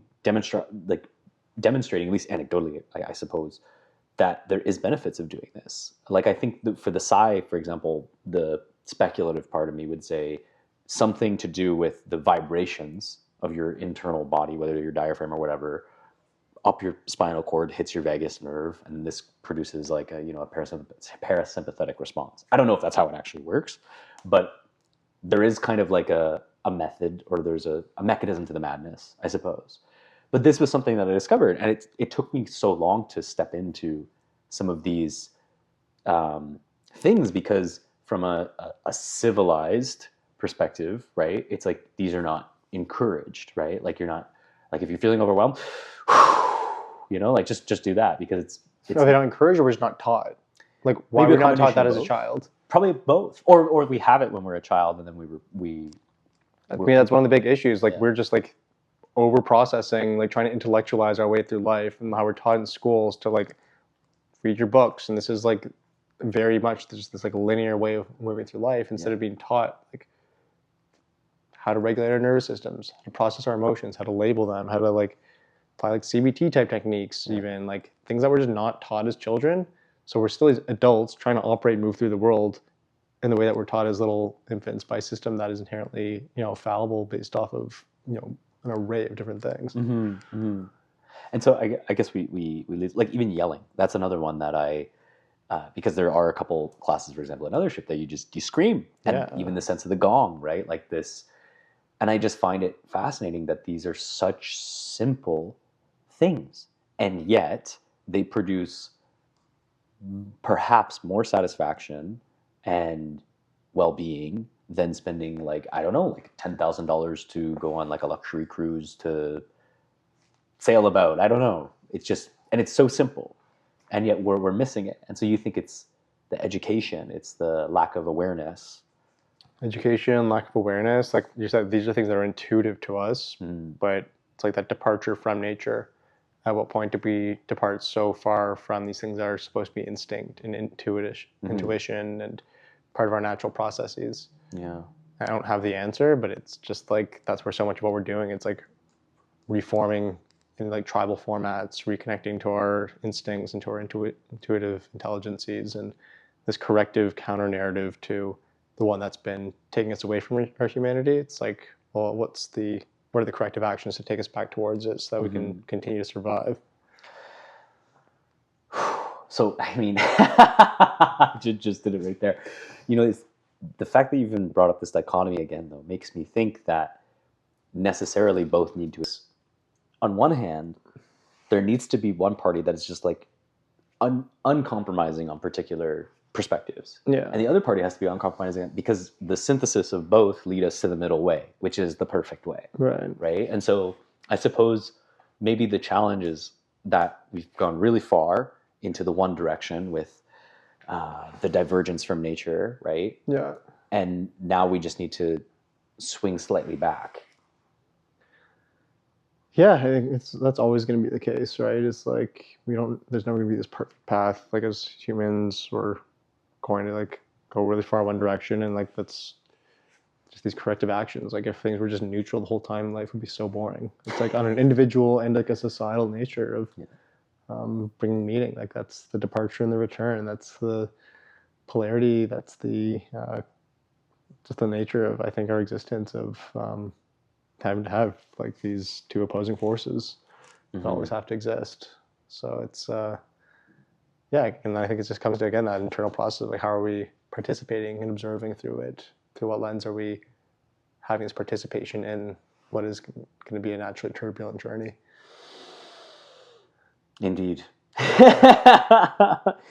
Well, Adam, as we wrap up here, is there anything you want to share with the audience? No, I'm just excited to, be sharing more. It's always like so fun getting together with you and having these stimulating conversations. I'm always so blown away and impressed by your ability to recall theory and scripture and referencing of great attribution to great teachers that came before us. So I always leave feeling very, just like intellectually nourished after these conversations with you. So thank you.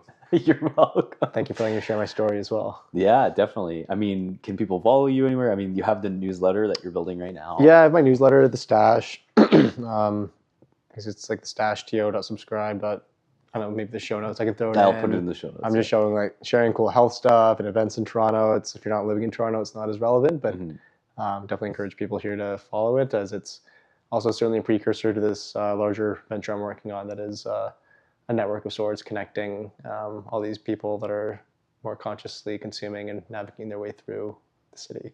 Yeah.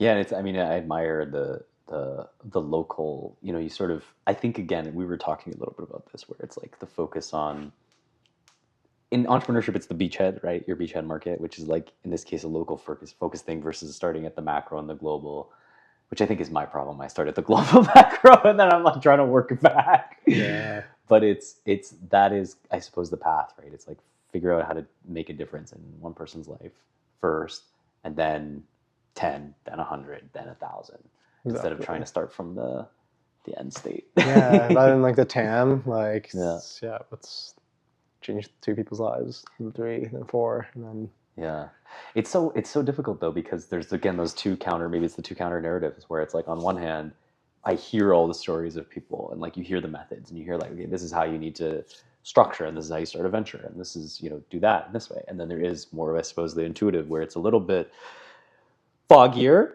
I'll definitely say that for somebody who's a bit more cerebral. But I guess my hope is that this is also a successful way to do something as well, versus having to get everything very cool, like calculated and figured out ahead of time.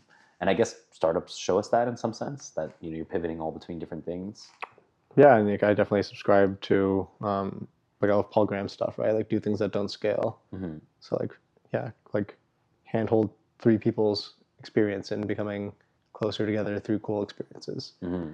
Like you figure out the scaling along the way, but first it's like, what are you doing that's actually making meaningful impact? Mm-hmm. Mm-hmm. Creating the value first. Yeah, exactly. Service first. Like, yeah, I can go like, how's this going to be like an enterprise, or it's like, how can you actually just like make a positive impact in the world and on people's lives, and work upwards from how this is actually just being of good service and value.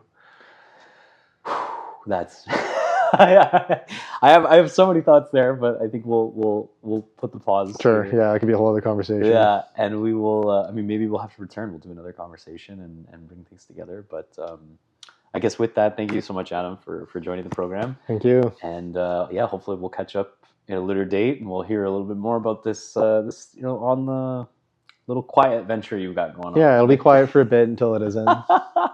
Thank you so much, man. It's been a pleasure. Incredible. Well, thank you so much.